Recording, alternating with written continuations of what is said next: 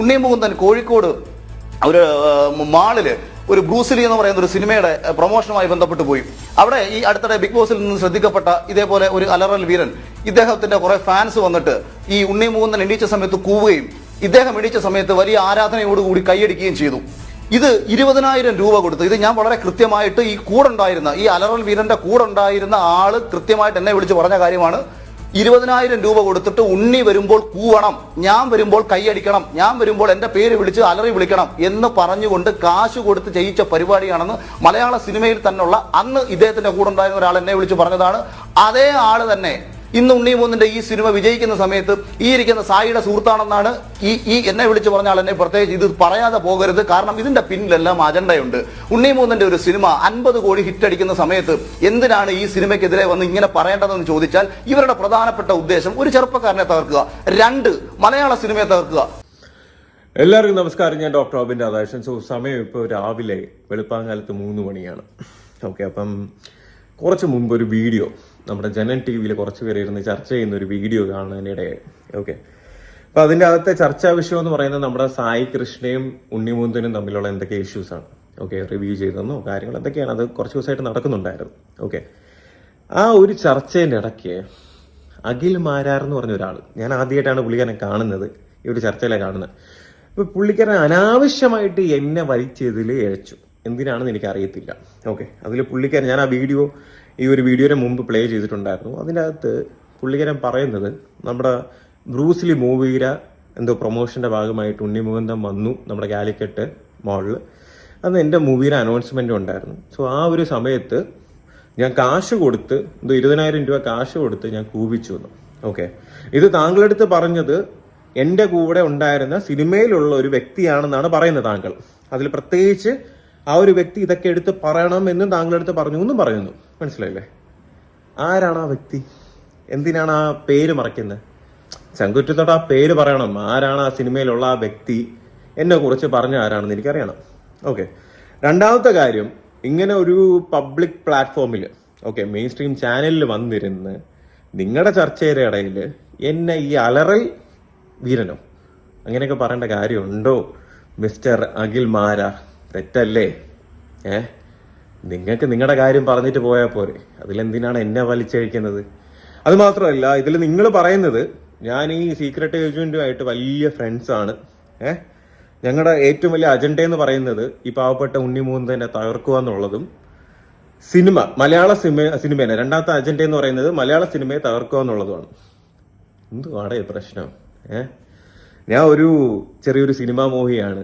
ചെറുതായിട്ടൊരു സിനിമയൊക്കെ ചെയ്യണമെന്ന് ആഗ്രഹിക്കുന്ന ഒരാളാണ്. ആദ്യമേ കയറി ഞാൻ മലയാള സിനിമയൊക്കെ അങ്ങ് തറക്കുമെന്നൊക്കെ എന്തിനാടെ പറയുന്നത്?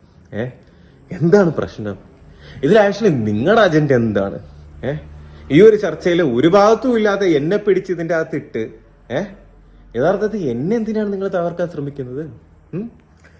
പിന്നെ അഖിൽ മാരാറെ ഇതേപോലെ ഒരു പബ്ലിക് പ്ലാറ്റ്ഫോമിൽ ഒരു news channel, main stream news ചാനലിൽ വന്നിരുന്ന് അലറൽ വീരൻ എന്ന് വിളിച്ചതിൽ എനിക്കൊരു പേരുണ്ട്. മനസ്സിലായില്ലേ? ഇപ്പൊ താങ്കളെ വന്നിട്ട് ഞാൻ ഡാഷ്മോർന്നോ കാര്യങ്ങളോ ഒന്നും ഞാൻ പറഞ്ഞിട്ടില്ല. അത് ചെയ്യുന്നത് ശരിയല്ല. മനസ്സിലായില്ല? അങ്ങനെയൊന്നും നമ്മൾ പറയാൻ പാടില്ല. താങ്കൾ അങ്ങനെ പറഞ്ഞത് വളരെ തെറ്റായിട്ടുള്ള ഒരു കാര്യമാണ്. മനസ്സിലായില്ലേ? ഒരാളുടെ വ്യക്തിഹത്യ ചെയ്യുന്നതാണ്. നിങ്ങളുടെ ഈ ഒരു കാര്യത്തിലേ ഇൻവോൾവ് ആകാത്ത എന്നെ പിടിച്ച് ഇതിൽ ഇടേണ്ട കാര്യമില്ലായിരുന്നു.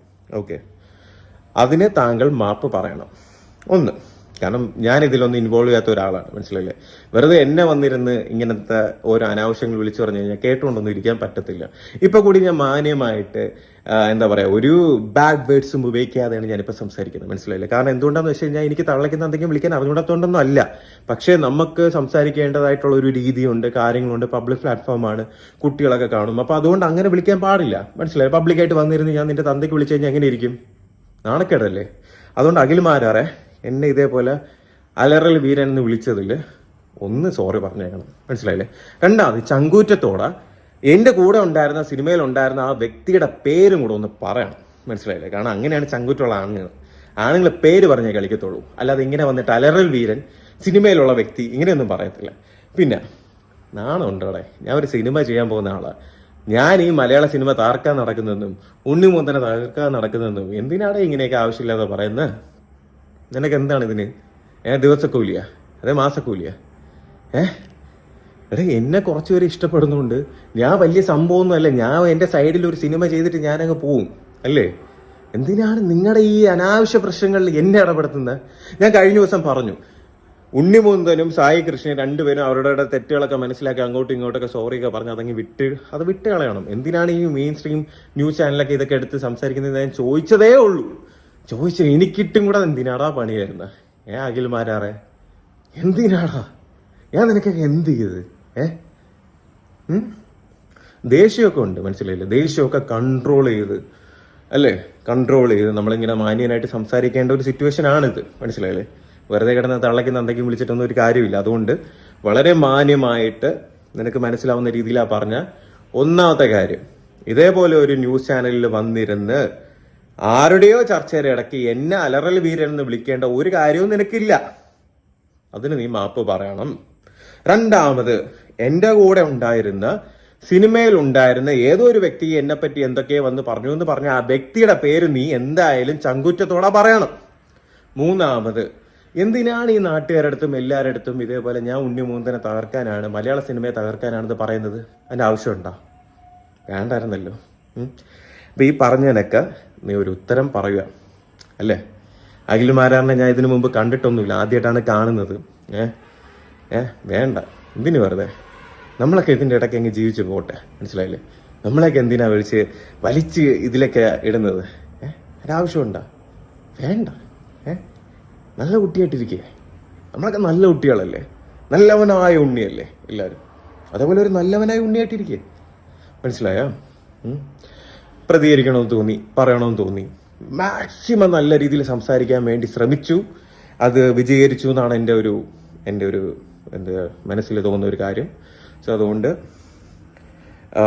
ഇത് ഞാൻ ഈ വീഡിയോ ഇപ്പോൾ ഈ ചെയ്യുന്ന എന്താണെന്ന് വെച്ച് കഴിഞ്ഞാൽ, കാരണം രാവിലെ ആകുമ്പോൾ ചിലപ്പോൾ ഉറക്കം എണീറ്റിട്ട് ഇതങ്ങ് മറന്നു പോകും, മനസ്സിലായില്ലേ? കാരണം എനിക്കിപ്പോൾ പ്രതികരിക്കാനാണ് തോന്നിയത് വെളുപ്പാങ്കലത്ത് 3 മണിക്ക്. അതുകൊണ്ട് തന്നെയാണ് ഈ ഒരു വീഡിയോ ഇപ്പോൾ ചെയ്യുന്നത്. സോ അഖിൽ മാരാർ സാറേ, തെറ്റാണ് സാറേ സാർ ചെയ്തത്, മനസ്സിലായില്ലേ? തെറ്റ് ചെയ്ത് കഴിഞ്ഞാൽ തിരുത്തണം, മനസ്സിലായോ? ഓക്കെ, അപ്പോൾ പറഞ്ഞ കാര്യങ്ങളൊക്കെ ഒന്ന് മനസ്സിൽ വെച്ചേക്കുക.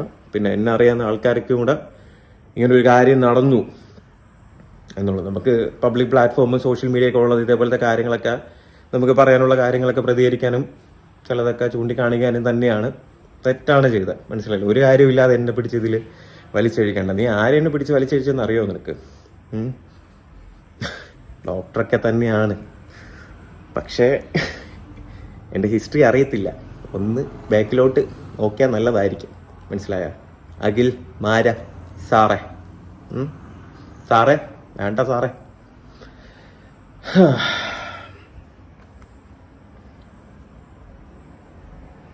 വേണ്ട കേട്ടോ അഖിൽ മാരാർ സാറേ. അപ്പോൾ ഇത്രയും പറയുന്നതോടുകൂടി ഈ വീഡിയോ ഇവിടെ ഞാൻ അവസാനിപ്പിക്കുന്നു. വീണ്ടും കാണാം. Thank you.